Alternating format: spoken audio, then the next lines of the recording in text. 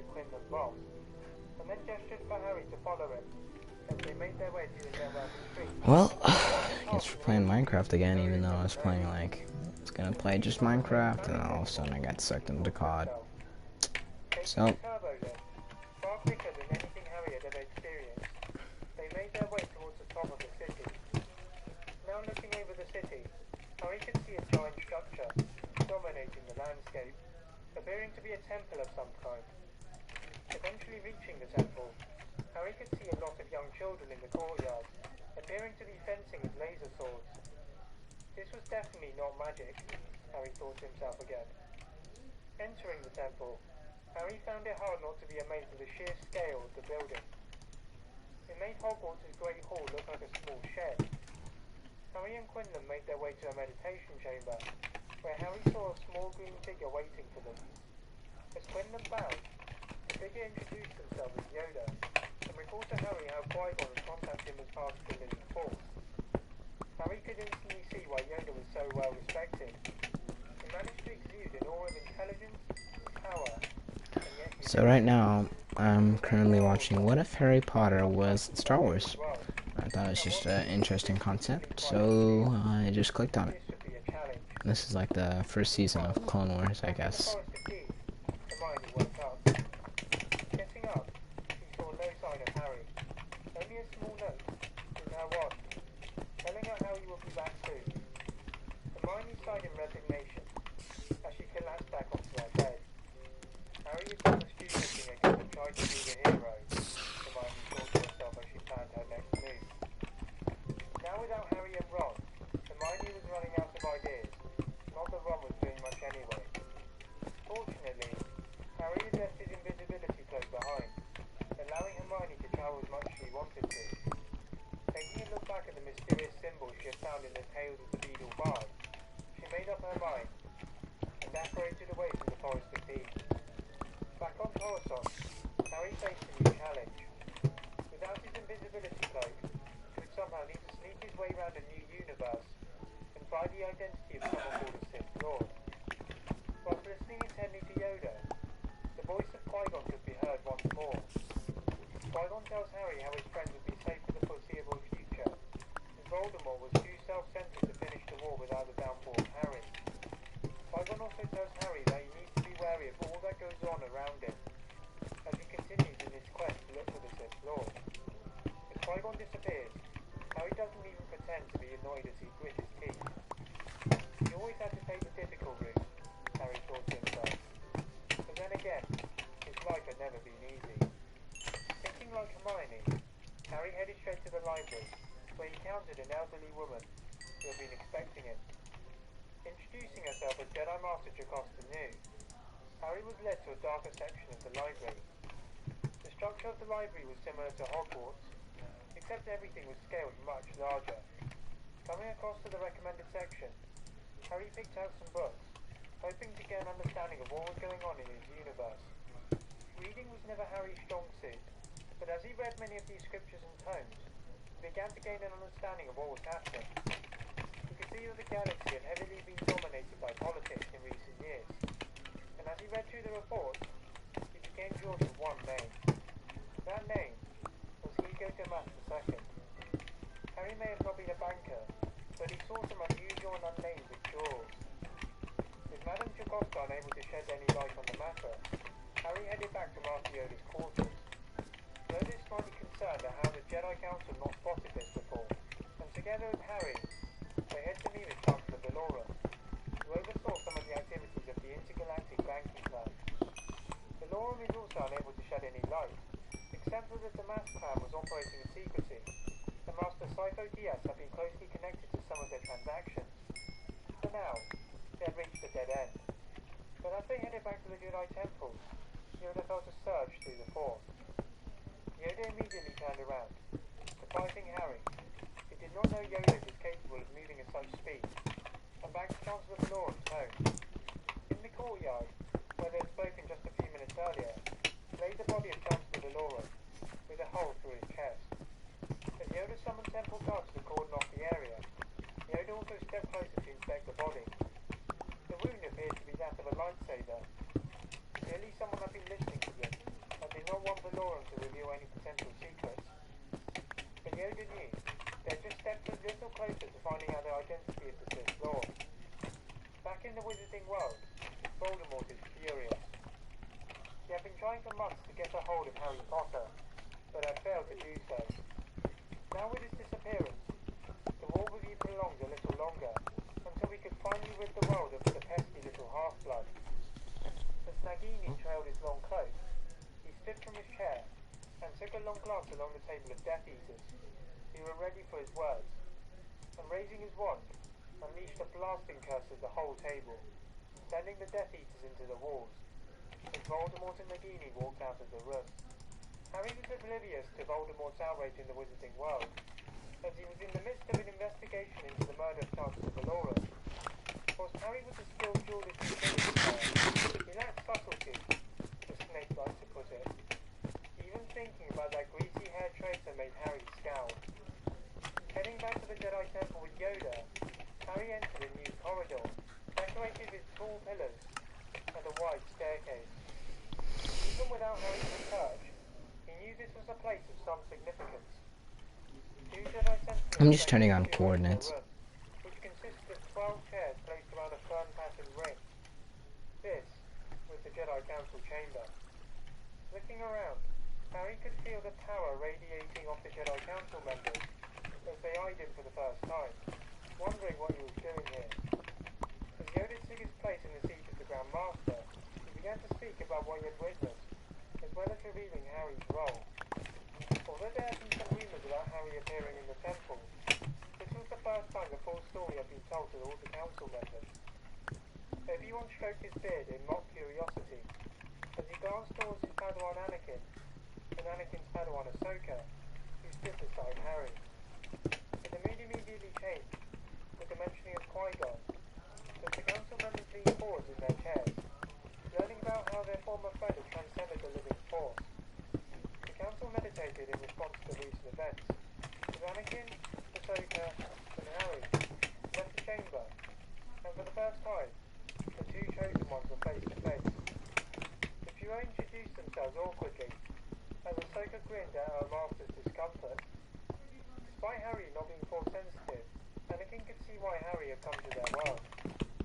His facial features were that of an intense determination that was similar to his own when he was in battle. Harry, meanwhile, found Anakin to be similar to what he had heard of his father, confident in his own abilities and compassionate. This was someone he could cooperate with. Anakin headed off to Padme's apartment with Ahsoka, but Harry was summoned back to the Jedi Council chamber as they had finished their meditation. They decided that no one must know of Harry's Best trees. From Harry's brief reading session in the Jedi Archives, this made sense, given the corruption within the Senate. However, just like with Dumbledore, Harry was again a weapon in a system, something he detested. As Harry's rage simmered, the wand in his hand sparked into life, emitting red sparks, shocking the Jedi Council members. They'd only heard about such magic from the Knights of the Tower of Dathomir. This Harry Potter person was no ordinary human being. Qui-Gon had sent Harry for a reason. The Council asked Harry to demonstrate his magical prowess, to which Harry uses the charm Orchideus to conjure a bunch of flowers, impressing the Council members. Mace Windu then attacks Harry with a gentle force push, seeing how Harry would react. Harry, having had years of experience fighting Dark Lords, senses danger to his side, and with a flick of his wand, summons a shield dart, repelling the Kareem Master's attack. The Council are now confident that Harry is capable of defending himself, and tasks him with finding more about Helios the Master II, hoping this will lead him to the Sith Lord, providing Harry with any necessary assistance upon his request. With a quick bow, Harry heads back to the home of Chancellor Valorous, hoping to find any further clues. Meanwhile, in Palpatine's office, its sole occupant could be seen with a frown upon his normally calm exterior as he conversed with his apprentice. Sidious and Dooku had sensed a disturbance in the Force, but the normally predictable Jedi had not revealed anything thus far. Sidious dispatched Dooku to uncover this mystery, with the help of Grievous if needed, having already dispatched Chancellor Valorous. For Sidious, any loose ends needed to be eliminated as soon as possible. But with Anakin on the string, he knew any Jedi secrets would be revealed to the Sith. While Sidious was contemplating the latest development in the Force, an oblivious Anakin was with Ahsoka and Padme, discussing the latest activity of the Senate. The murder of Chancellor Valorum had brought about much suspicion as to who was the mastermind behind the plot, with many pointing towards Count Dooku, given the forensic evidence presented thus far. Senator Amidala began work behind the scenes in order to expose the separatists by recruiting trustworthy senators to join her cause. However, progress had been difficult thus far, given the Jedi had been less credible throughout the Clone Wars, as well as the CIS's vast control. Padme tasked Ahsoka with talking to Senator Shuchi of Pandora, as she knew Pandora would need convincing from their peaceful position. Once Ahsoka left, Anakin's face frowned, as he grilled Padme on Senator Clovis. Given the Jedi Council's recent uncovering into the suspicious dealings of Ego Damath II, as well as Senator Clovis' connection with the intergalactic banking clan, Anakin wondered if Padme could shed more light on the matter. Padme could only say that Clovis had been raised by a banker of the moon species, who had been in the same family as Ego Damath II. This was something Anakin had to tell Harry Potter about. Stepping away from Padme's apartment, Anakin finds Harry sifting through various files containing documentation of the intergalactic banking clan. Anakin informs Harry about the latest development concerning Clovis, and suggests to Harry that they should go to the planet of Scipio and interrogate him. Fortunately for the duo, Harry had just found documents concerning the Damath clan, and some of the activities within the intergalactic banking clan. Not much is written of the Damath clan, except that all activities stopped in the same year that Anakin stopped the blockade and invasion of Naboo. Quickly gathering up any further relevant documentation, the duo headed off to Scipio with Padme. Although Anakin despised Padme being anywhere near Clovis, she was the best negotiator he knew besides Obi-Wan, and he'd be able to prize any piece of information from him. Back in the Wizarding world, the hunt is on for Harry Potter. The Ministry of Magic, now controlled by Voldemort, places a bounty of 1 million galleons for information leading to the location of Harry Potter. As a result, Hermione moves from forest to forest, despite Harry's request to stay in the Forest of Dean, after several close encounters with Snatchers and Death Eaters. Hermione was running out of resources, but one day, she feels a burning in her right trouser pocket. Rummaging around, she finds an enchanted coin. But not just any enchanted coin, but the one she had made in her 5th year with the use of a posting chart. Turning the coin onto its edge, its numerals were replaced with the words, Hulk's head. Hermione gasped as she saw the first sign of hope for a long time. She rapidly packed her belongings into a drawstring bag and operated to the outskirts of Holston. Placing a disillusionment charm on herself, Hermione was fortunate to avoid the smallest dimensions as she made her way to the Hulk's head. Entering the dimly lit building, she undoes her disillusionment charm, before her legs are suddenly engulfed by a small creature. Looking down, she sees Dobby, in the midst of the there, guiding her to the main bar area. The barman turns around and meets her with his piercing blue eyes. Without a word, he gestures to a lady in a painting, who swings open, revealing a long passageway. Dobby hops in first, his feet bouncing with excitement, with Hermione close behind. After what seemed like hours, the large but unspectacular door was before them. With a gentle push, the door swung open, revealing a massive room. Hermione really shouted out no, but all she could think about was how narrow-minded she was if she had not thought about the room's requirements. Refocusing herself, she sees a tired-looking Neville, who is happy to see her. Neville is shocked to see Hermione, having expected her to be hiding with Harry, but he knows she is here for a reason. Hermione requested to see Luna, but to her surprise, the room falls silent. Neville breaks the silence by telling Hermione how Luna had been captured by the Death Eaters just before Christmas, and they had no clue as to her location. Ooh. Hermione sighed as she played with the enchanted coin in her pocket. A jockey. She hoped Harry would be back soon. Whoa. Harry was oblivious to Hermione's wistful thoughts, as she, Anakin, and Padme entered the atmosphere of the planet of Scipio as they they sought to find more information about the past activities of the intergalactic banking clan. Landing upon the planet, Harry's instincts told him something was amiss, but he could not discover what. Chancing a glance at Anakin beside him, he could tell that his feelings mirrored his own. Exiting the shuttle, Harry felt a chill surround him, as the cold air of the mountainous terrain coursed through his skin. Whereas Anakin and Padme put on heavy jackets, Harry placed a hot air charm on himself to keep himself warm, as Clovis greeted the duo, with 2 guards either side of him. Heading to the headquarters of the intergalactic banking clan, Padme distracted Clovis, whilst the 2 most unsubtle people in the galaxy headed for the vault, hoping to look for any clues. Anakin and Harry are able to subdue the moon guards easily, and persuade one of the guards to open the vault. Entering the vault, they see towers of data samples as Harry looks at Anakin, questioning where to begin. Anakin wondered, what would Obi-Wan do in the situation? He thought to himself. Anakin quickly adopted a meditative pose, as Harry looked on in amusement, as time ticked by. After a moment, Anakin's eyes opened, and he shot up, dashing through the maze of towers, with Harry trying hard to keep pace. Finally, Anakin reached the disc he was looking for, and the duo headed for the exit. Harry stopped, and put a disillusionment charm on Anakin and himself as they reopened the door. To Harry and Anakin's surprise, not only were the guards not attacking them, but they had disappeared altogether. Undoing the disillusionment charm on each other, Harry looked at Anakin in confusion, wondering what had happened to the guards. Anakin frowned, and led Harry across the building, coming across to the dining area. Not for the first time that day, their eyes were met by an odd sight.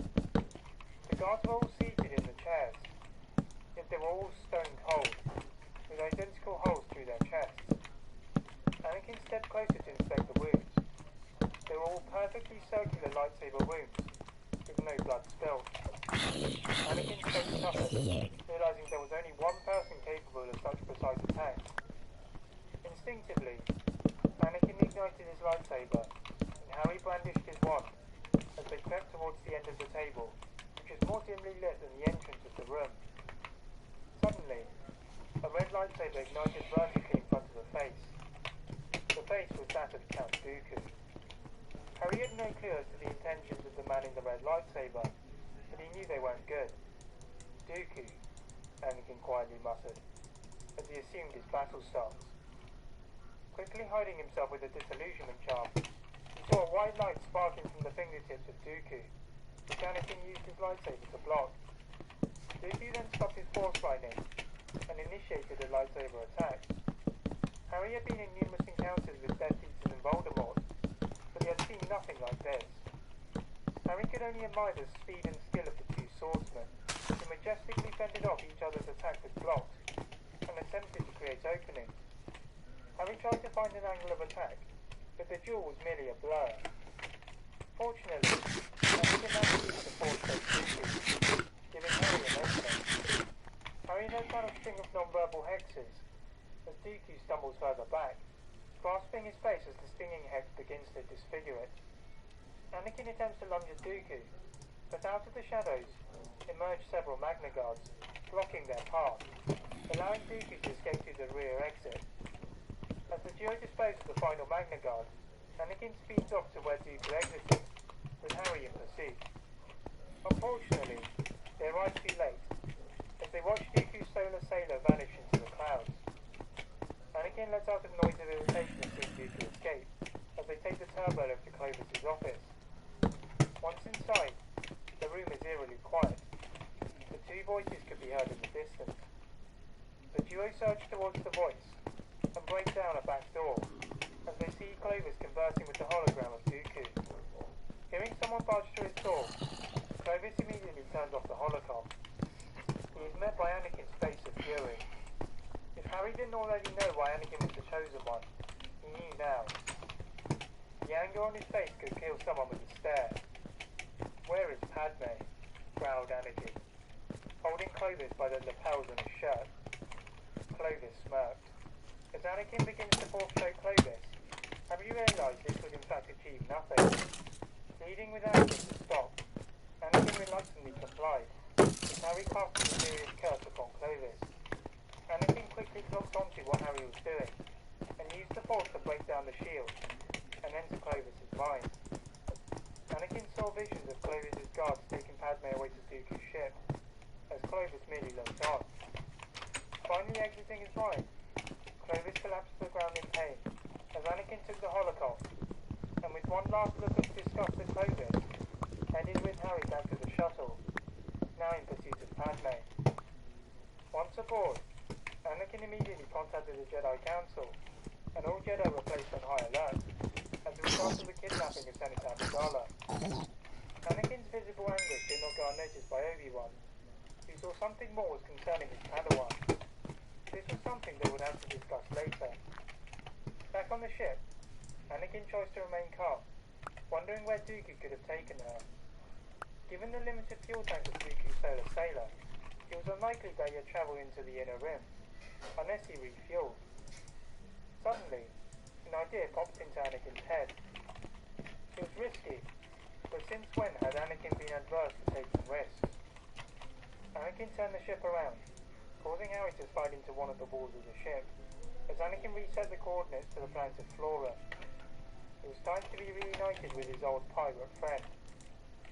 If only Obi-Wan could be here, he would be able to negotiate his way through anything, Anakin thought to himself. Even though Dooku's relations with the weak Quake pirates was not the best, Anakin knew Dooku was looking for retribution, and delivering a Republic senator would go some way to achieving just that.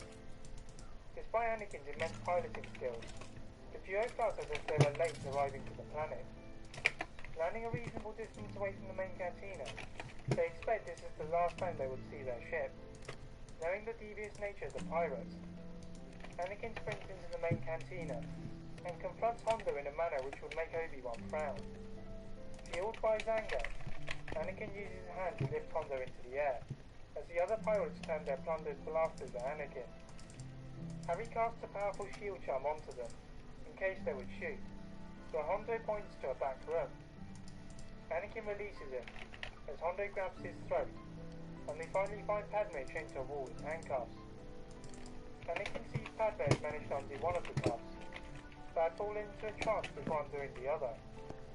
Harry quickly undoes the other cuff with an unlocking charm, as Anakin carries Padme back to their ship. To their surprise, their ship is still there, but upon entering it, they sense something is amiss. Going back outside to inspect the ship rumbles, and they retreat in time, watching it detonate, sending pieces of shrapnel across the landscape, and turning their worlds to black. Across the galaxy, Hermione does not sense Harry's pain, as she and Dumbledore's army are focused on looking for Luna Lovegood. The group have no clues, but they now have the advantage of having the smartest witch of their age. Hermione proposes to interrogate the Death Eater, as she feels that they will be bound to know the location of Luna. Furthermore, albeit reluctantly, she requests the troops of Hogwarts elves, who are looking thoroughly weathered, to search for the Ravenclaw. So this was a lot smaller than I thought it would be. So I saw a biome out that way. So I'm gonna head that way, and I'll be right next to the Meso biome if I ever need gold. Probably won't ever need gold. Hermione knew they would take exactly 28 days to break. She just hoped that Luna would be able to keep herself alive. With the potion brewing, Hermione also delves into teaching Dumbledore's army new defensive spells and hexes, unbeknownst to the Carrows and Snape, using her experience to also sharpen the instincts of the jurist. As Harry had told them previously, it was not just about regurgitating a textbook. The Room of Requirement was also able to provide a variety of arenas, from open areas to enclosed forests, allowing the army to hone their skills. Hermione hoped they would be enough to keep them alive when the inevitable battle began. For now, Hermione needed to keep a level head until Harry came back. The more she thought about her friend, the more she wondered whether Harry was trying to be the hero after all. Any news of Harry would have surely been scattered over the corrupt Daily Prophet, and Potterwatch would have likely sent a coded message, possible that Harry was abroad. She had heard him talk about Voldemort's previous escapades in Albania. But from what Harry had said, Voldemort liked to associate Horcruxes with memorable places. Was it possible then that Harry was trying to recruit foreign forces? The attempt at recruiting the Giants by Hagrid and Madame Maxime had been questionable at best, and the dragons were now strictly controlled by the Ministry. With limited access to communication out of Hogwarts, Hermione's thoughts on Harry could not be extended any further to actions. For now, her focus remained on Luna.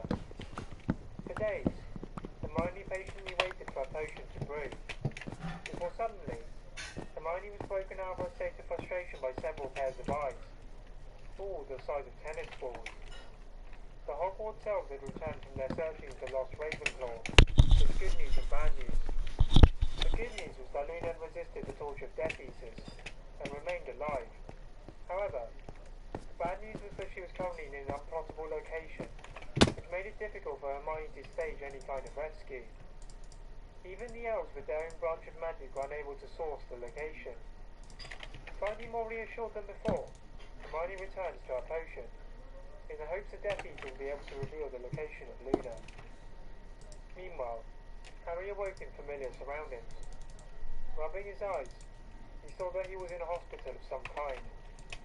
Ignoring the various aches and pains that circulated through his body, he turned to his left-hand side and saw Anakin, in a similar state to himself, lying on a bed, with Padme sitting by his side. Harry frowned, wondering what had happened to Anakin and himself. The last thing he remembered was walking back to their ship. Clearing his parched throat, he manages to get the attention of Padme, who rushes over to Harry, looking devoid of sleep. Harry asks for an account of what had happened, as Padme recalls the ship exploding, with Anakin and Harry bearing the brunt of the impact. Fortunately, Padme managed to stay conscious, and contacted the Jedi Council, who sent 2 masters from nearby planets to pick up the trio from the clutches of the pirates. Even in this world, he couldn't avoid trouble, Harry thought to himself. Now at one of Coruscant's medical facilities, Anakin and Harry had no time to lose. Rocking up from their beds, disregarding the nurses and medical droids, they limp off to the Jedi Council with Padme in close pursuit. There it is. Obi-Wan is standing at the entrance and shakes his head in disapproval, seeing the condition Anakin and Harry are in, as he leads them to the Jedi Council chambers. Once inside, the Masters are waiting, keen to share the present details of the investigation into the attempted murders of the trio. Thus far, they have found that the explosive was a variant of a beryllium coax detonator, capable of atomizing upon timed intervals. As far as the Council were aware, the Republic had not sanctioned such weaponry before. Anakin and Harry raised their eyebrows at that comment. In recent times, the Council had been blind to a lot of matters pertaining to the Republic, and they were most certain this was another one. The duo head out of the Council chambers and meet up with Ahsoka, who had finished their discussions with Senator Chuchi, and together they head to the Blastech Industries factories on Coruscant, which was one of the 3 main munition suppliers to the Clone Army. Although normally a manufacturer of blasters, they had recently been looking into the development of detonators in order to rival Mer's bomb munitions, but not the type of detonator which had exploded Anakin's ship. Anakin and Harry had expected this, as the Council would have found out otherwise. As a result, they head for the Clone Mess Hall to look for Captain Rex, one of the only reliable sources in the galaxy at this point. Rex reveals that General Von Krell had mentioned these types of detonators during his passing, as he planned to use them for the upcoming battle in Umbara. It was time to pay a visit to the Bessalist Jedi Master. After a short sprint, Anakin and Harry found themselves at the door of Jedi Master General Von Krell. Anakin ordered the soldiers to stay with the Johnson in case anything went amiss. With a gentle swipe of his hand, Anakin allowed himself and Harry into the room, as Krell turned to face them, his arms confidently behind his back. For a moment, he looked at Harry with a glare, before addressing General Skywalker. Anakin immediately asserts his authority, circling Von Krell as he begins his interrogation on the detonators. Well informed, his fellow Jedi that Rex was misinformed, and they must have suffered from a defect to think of such an item. Anakin is not impressed by Kyle's excuse, and ignites his lightsaber. Quill mockingly laughs, as he uses his hands to violently push Anakin and Harry into the walls, before igniting his two double-bladed lightsabers. Now you would see if Anakin's reputation as one of the most fearsome warriors in the Jedi Order was justified. Anakin picked himself back up, as Harry also prepared himself for an attack. Quill began to swing his lightsaber violently, as Anakin could not use his gemstone technique. It's a mix of a mesobiome, and it looks like mesobiome and... But the Basilisk tore them apart with his immense strength. Harry then cast the conjunctivitis curse. But again, Quill deflected this with ease. Harry then opted for a riskier approach. Casting a disillusionment charm on himself, he snuck behind Quill, who was preoccupied by Anakin, and unleashed a laceration curse into the torso of Quill, managing to irritate the Jedi, causing him to be momentarily distracted, and allowing Anakin to turn his shoulder. Quill allowed himself to step back and re-evaluate the duel. Anakin was stronger than he thought, and he had to get back to his new master, tell him that the Getting his lightsabers to create a whirlwind effect, Anakin and Harry ducked, but Quill bolted out the window with a large force jump, standing in the distance. Anakin staggered to his feet, growling and letting the traitor get away, and held Harry back to his feet, after seeing him in his human form again. Together, they looked around the room, looking for any connections that Quill may have had to the dark side.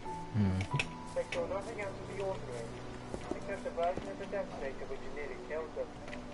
Anakin thought for a moment, thinking of Obi-Wan. Maybe a certain Basilisk friend could identify the detonator, Anakin thought to himself. Rushing out of the room, Anakin sends a quick message to Ahsoka to notify the council of Kyle's trail and escape. And with Harry, they head off to Dexter's diner. Beckoning themselves aside, they're greeted by the amicable true Basilisk. As far as he was concerned, any friend of Obi-Wan was his friend too. Similar to what Obi-Wan had done, Anakin and Harry showed Dexter's detonator, and again, he was able to direct them to Camino. Having had experience there in his days as a prospector. This was not a coincidence, Anakin pondered to himself. Thanking their friend, the duo made their way back to the council's chambers and meet up with Ahsoka. Giving a debrief of their encounter, the council was stunned at the full revelation of events. They had always thought of Quill as a Jedi with different views, but not to this extent. Not a lost Jedi, Yoda thought sadly to himself. This was becoming far too common of an occurrence to be a coincidence. Sending them off to Camino, the duo would eventually make it to the planet of Storm, alongside a legion of clone troopers, as Anakin ordered a thorough search of the cloning facility. Anakin and Harry searched through the records, and yet again, they found the name of the map, but this time, the map returned. This was a new development. They thought the Master Second had been the last of the map plan, but clearly, they were wrong. Using a quick flag rate chart, Harry attempted to rearrange the names, but to no avail. From what we knew about the Star Studio, it would not be revealed that easily. Heading back to Coruscant, Anakin and Harry, armed with his new piece of information, head to the Jedi archive. Putting some of the pieces together, the duo looked for the events during the 10th Chancellor Belora, as well as his predecessor Squall Calpana. As they looked through the array of following net transmissions, they saw the circulation of a myth of a planet in the Korean sector, residing in the Outer Rim. Alongside this mysterious planet, hovered the name of the Damas clan. Without wanting another wild goose chase, the duo head for Jedi Master Terrence Sanube, who had access to a large database. Master Sanube could not confirm the existence of the planet, but has heard rumours from the Coruscant underworld about the planet being like a notorious citadel. Those without an invitation did not make it out alive. For Anakin and Harry, this was seen as a challenge. Taking the smallest starfighter available, the duo, alongside R2-D2, Headed off to the coordinates of the Korean sector, as Anakin used the Force to guide him to the mysterious moon. Entering its cloud, the duo are able to make out the tops of what appears to be remains of fortified buildings, littered amongst the green flora. Upon landing, Harry used several human peasants to read himself around him, but he couldn't find anyone, only exotic creatures. Going deeper into the planet, Anakin and Harry stumbled across a variety of massive craters, caused by heavy bombing in recent times.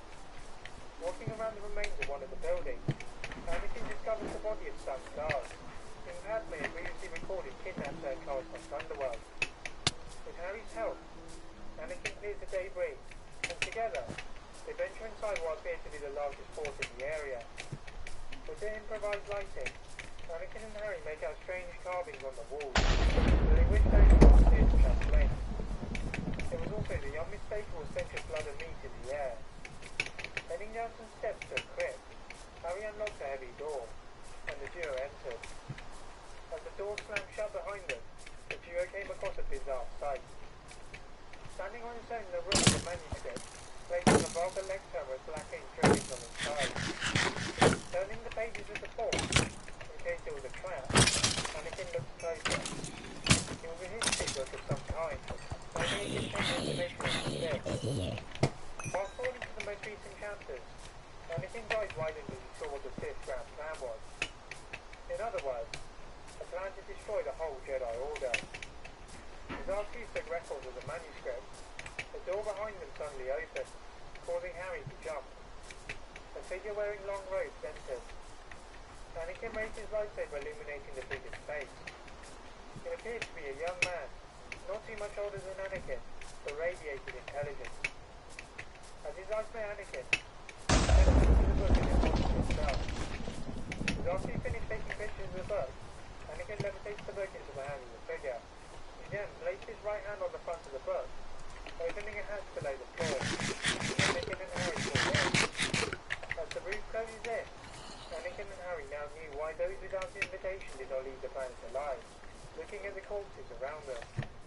Anakin attempted to use his lightsaber to cut a hole in the roof, but it was too solid. After all, this place was designed to make Jedi rot. Never had it housed these two, however. Anakin polished the walls with his lightsaber, and found one of them to be weaker than the others. Harry needed no invitation to blast the wall open, revealing a wider chamber. Now all they had to do was find a way back up.